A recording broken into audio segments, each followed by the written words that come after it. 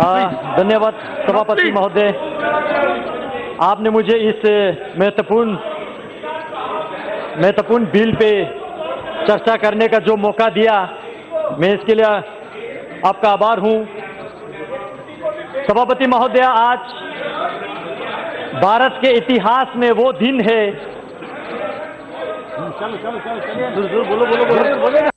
सभापति महोदय, आज भारत के इतिहास में वह दिन है जो गलतियां पंडित जवाहरलाल नेहरू जी के लीडरशिप में कांग्रेसों ने किया, उस गलती का एक रेक्टिफिकेशन होने जा रहा है और हम सब इसका स्वागत करते हैं। बहुत सारे लोगों ने, अध्यक्ष महोदय,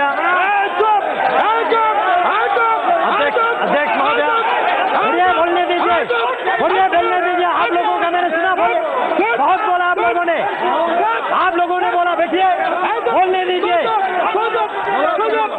सुनने की क्षमता रखिए, सुनने की क्षमता रखिए। अध्यक्ष जी, बैठिए, आप भी बैठ जाइए, प्लीज बैठ जाइए, आप भी बैठ जाइए, बोलने दीजिए। अध्यक्ष जी, हाँ बोलिए। पूरे चर्चा को मैं अच्छी तरह से सुन रहा था और बहुत लोगों ने, मुझे खुशी हुआ, बहुत लोगों ने लद्दाख, लेह, करगिल के जिक्र किया, लेकिन मैं जानना चाहता हूं क्या वाकई वो लद्दाख जानते हैं ये लोग? आज तक बीते 71 साल, 7 डेकेड्स लद्दाख को बिल्कुल अपनाया नहीं, बिल्कुल फेंक के रखा वहां पे, और वक्तव्य दिया इसी सदन में, वो जमीन है का टुकड़ा है जहां पे एक तिनका का घास नहीं उगते हैं। ऐसे वक्तव्य देने वाले क्या लद्दाख को समझते हैं? क्या लद्दाख के विशेष संस्कृति को जानते हैं? क्या लद्दाख के भाषा को जानते हैं? क्या लद्दाख के रहन सहन, खान पान, वहां के ज्योग्राफिकल कंडीशन, क्लाइमेटिक कंडीशन, जो दुर्गम क्षेत्र है, क्या वो जानते हैं या खाली किताबें पढ़ के बोल रहे हैं? अध्यक्ष महोदय,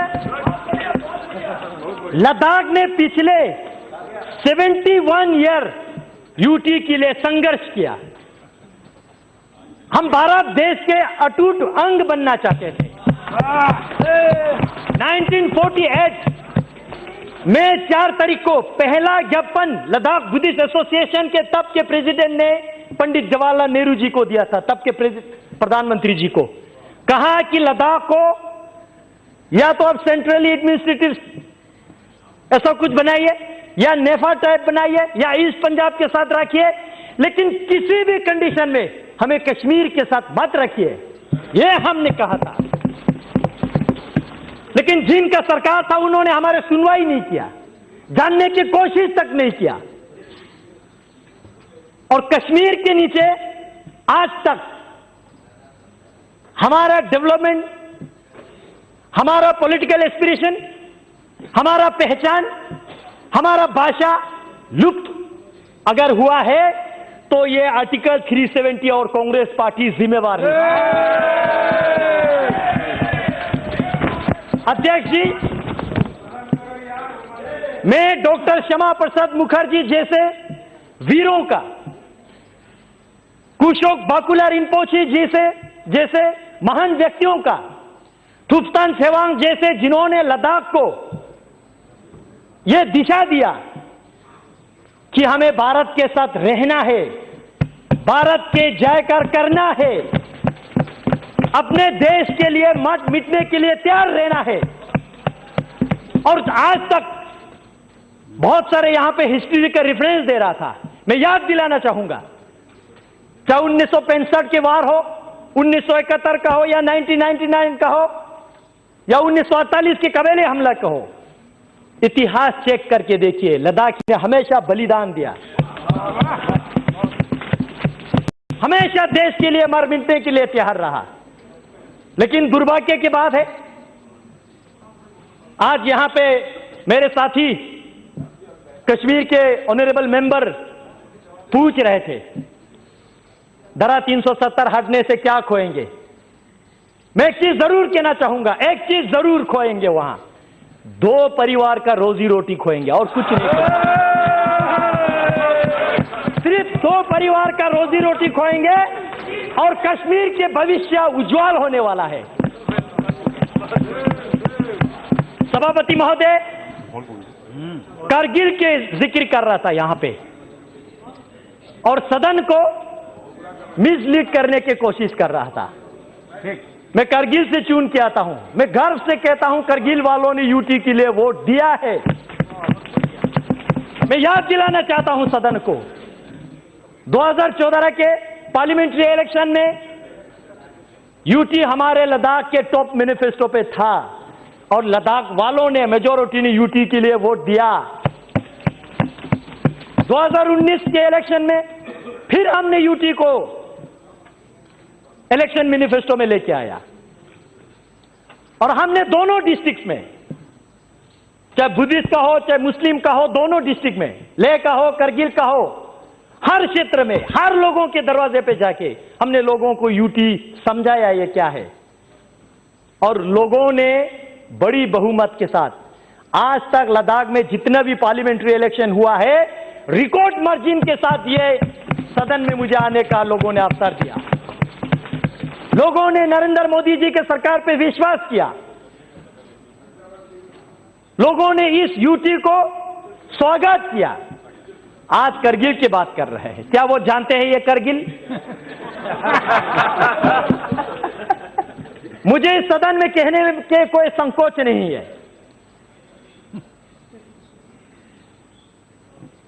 तब के गृह मंत्री माननीय राजनाथ सिंह जी अब ले पधारे थे। All party parliamentary delegation Jammu गए थे, कश्मीर गए थे और आप ले आए थे तब के होम सेक्रेटरी के साथ।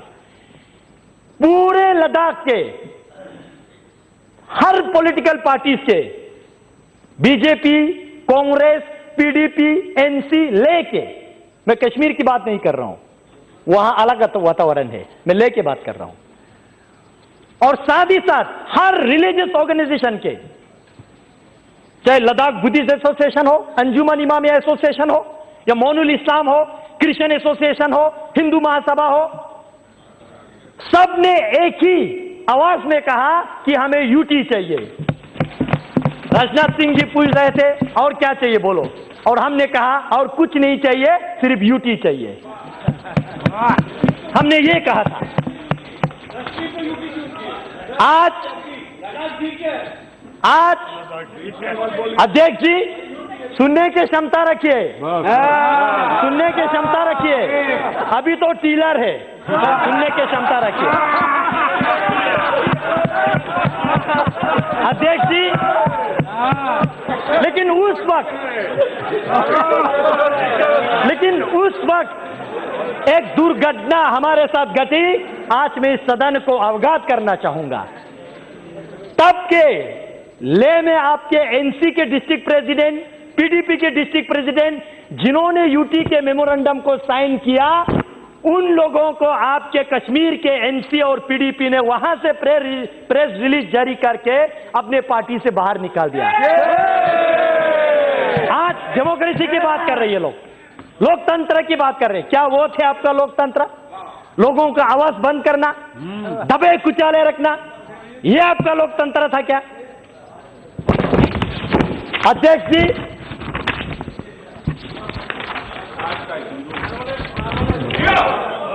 जी, मैं कल 11 बजे राज्यसभा के चर्चा शुरू होने से अभी तक मैं सुन रहा था, बहुत लोगों ने इक्वलिटी की बात किया। धारा 370 जाएगा तो जम्मू कश्मीर में इक्वलिटी नहीं रहेगा, ये होगा वो होगा। मैं सदन से पूछना चाहता हूं, आपके माध्यम से इस सदन में मैं उनको पूछना चाहता हूं जो ऐसा वक्तव्य देते हैं। आपने जब भारत सरकार से फंड लेते समय जम्मू कश्मीर लद्दाख तीनों क्षेत्र आप फंड लेके जाते हो, जब लद्दाख में विकास करने के लिए आते हो तो पूरे लद्दाख के फंड आप कश्मीर में खा जाते हो। क्या ये आपका इक्वालिटी? क्या ये है आपका इक्वालिटी? जम्मू कश्मीर में दो कैपिटल है, एक समर कैपिटल और एक विंटर कैपिटल। मैं पर्टिकुलरली मेंशन करके मैं आपको कह रहा हूं, दोनों वहां पे सिविल सेक्रेटरीट है। आप डेटा खोल के देखिए, उस सिविल सेक्रेटरीट में लद्दाख के कितना मुलाजिम है। क्या यह है आपका इक्वालिटी? अगर आप 1000 एम्प्लॉयज क्रिएट करते हो, जॉब क्रिएट करते हो, जम्मू वाले तो खैर लाट झगड़ के कुछ ले लेते हैं, लेकिन लद्दाख वालों को 10 नौकरियां भी आप नहीं देते। क्या यह है आपका इक्वालिटी? हसनैन मसूदी जी यूनिवर्सिटीज की बात कर रहे थे। मैं उनके साथ कांग्रेस वालों को याद दिलाना चाहता हूं। मैं कांग्रेस वालों को याद दिलाना चाहता हूं, आपने 2011 में कश्मीर में आपने एक सेंट्रल यूनिवर्सिटी दिया, जम्मू में एक सेंट्रल यूनिवर्सिटी दिया। जम्मू वालों ने लाट झगड़ के दिया नहीं, लाट झगड़ के लिया। लेकिन उस वक्त मैं स्टूडेंट यूनियन का लीडर था। हमने जम्मू में जितने पढ़ाई करने वाले स्टूडेंट को रोड पे लाके इनके खिलाफ काले पट्टी बांध के हमने सेंट्रल यूनिवर्सिटी का मांग किया। लद्दाख में एक भी हायर एजुकेशन के इंस्टीट्यूशन इन्होंने नहीं दिया। क्या यह है आपका इक्वालिटी? यह है आपका इक्वालिटी? हाल ही में यूनिवर्सिटी दिया तो नरेंद्र मोदी जी ने दिया।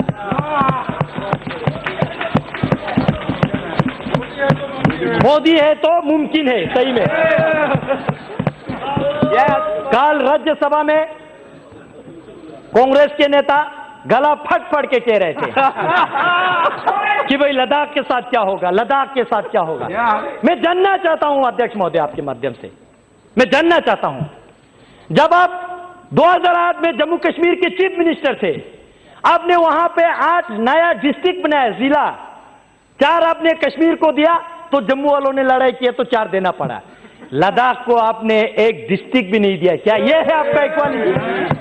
यह आपका इक्वालिटी है? आज आप कहते हैं इक्वालिटी। हमारे भाषा लद्दाखी बोटी भाषा कहते हैं। कश्मीरी आपने लिपि ना होने से भी आपने रिकॉग्नाइज किया, 8 शेड्यूल में डाल दिया। जम्मू के डोगरी उन्होंने आंदोलन किया तो उनको भी दे दिया। लद्दाख के भाषा को आज तक आपने रिकॉग्नाइज किया। क्या यह है आपका इक्वालिटी? अध्यक्ष जी, सेक्युलरिज्म और डेमोग्राफी की बात किया जा रहा है यहां पे। मैं जानना चाहता हूं, जिस कश्मीरी पंडितों को आपने इस धारा 370 के मिसयूज करते हुए लात मार के रातों रात निकाल दिया, क्या यह है आपका सेक्युलरिज्म? यह है आपका सेक्युलरिज्म?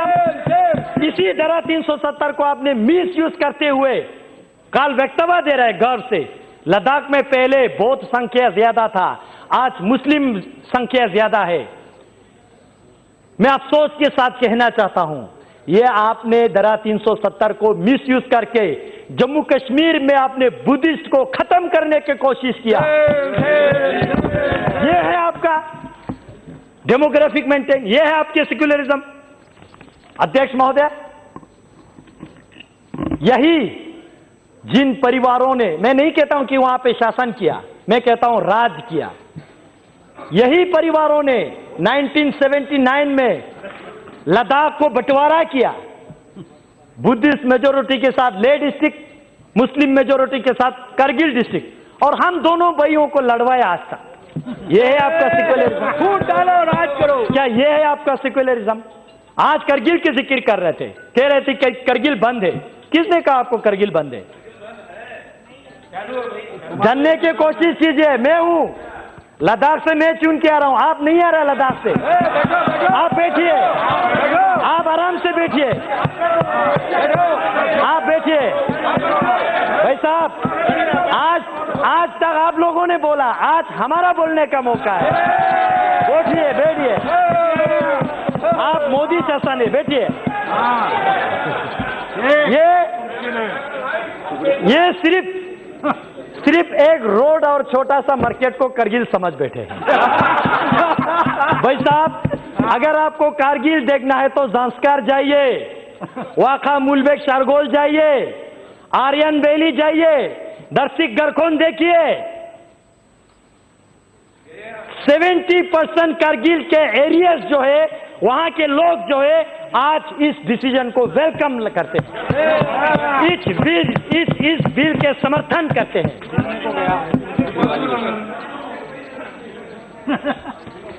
अध्यक्ष जी,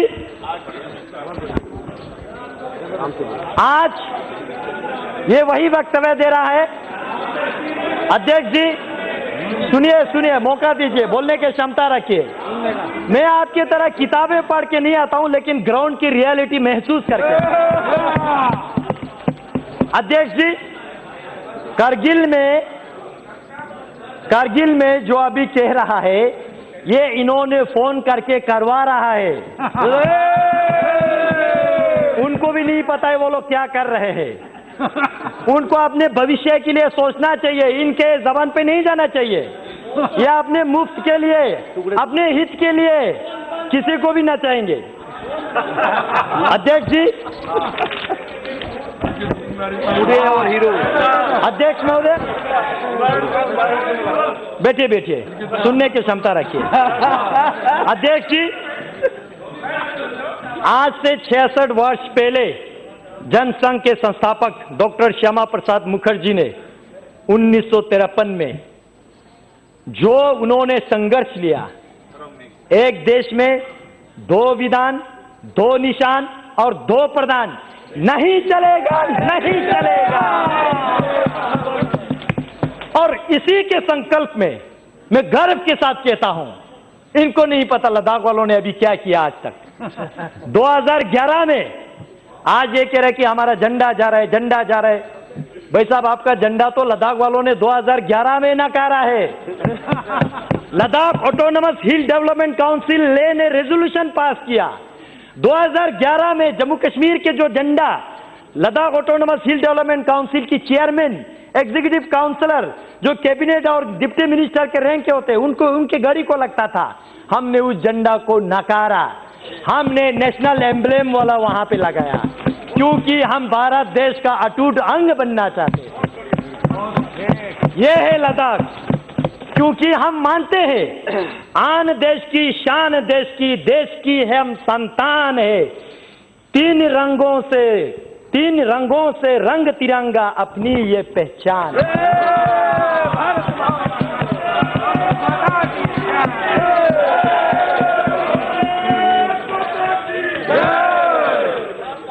अध्यक्ष जी, बड़े आयरनिकल बात है, पंचायत इलेक्शन में पार्टिसिपेट नहीं करेंगे और जब अपने कुर्सी के बारे आएंगे तो पार्टिसिपेट करेंगे। ग्रास रूट डेमोक्रेसी नहीं आने देंगे, लेकिन अपने घर का रोटी चलना चाहिए। ऐसा विचारधारा हम एक्सेप्ट स्वीकार नहीं करेंगे। अध्यक्ष जी, जो कुछ लोग, जो मैं बार बार 2 परिवार की जिक्र कर रहा हूं, ये परिवारें जो है कश्मीर के मुद्दा जो ढिंडोरा पीट रहा है, वो समाधान चाहने वालों में से नहीं है। They are the parts of problem. वो इस प्रॉब्लम का, इस समस्या का पार्ट बन चुके हैं, अंग बन चुके हैं। नशे में है वो आज भी समझ रहे कि कश्मीर तो मेरा बाप का जागीर है। नहीं रहा, नहीं है। अध्यक्ष जी, मैं अंत में इसको कंक्लूड करने से पहले मैं भारत सरकार को धन्यवाद देना चाहता हूं। श्री नरेंद्र मोदी जी को, गृह मंत्री जी माननीय अमित शाह जी को और पूरे सहयोगी दल को, और जिनका दल नहीं है लेकिन इस बिल के फेवर में आने वाले हैं, उन लोगों को भी मैं पूरे लद्दाख के निवासियों की ओर से धन्यवाद देना चाहता हूं, क्योंकि आज पहली बार इस भारत के इतिहास में लद्दाखियों के सेंटिमेंट को, एस्पिरेशन को सुना जा रहा है। उस लद्दाख के जो चीन के साथ, पाकिस्तान के साथ सीमाएं लगते हैं, उस लद्दाख के महत्वपूर्ण को समझ रहे हैं। इस सरकार में इस बिल को हम वेलकम करते हैं और हम एक अंत में, जो लोग अभी तक कंफ्यूज में, उनको एक रिक्वेस्ट छोटा सा करना है। देश के लिए प्यार है तो जताया करो, देश के लिए प्यार है तो जताया करो, किसी का इंतजार मत करो, गर्व से बोलो जय हिंद। अभिमान से कहो भारतीय है हम, स्वाभिमान से कहो भारत माता की जय, और वर्तमान में करो इस बिल का समर्थन। बहुत बहुत धन्यवाद अध्यक्ष।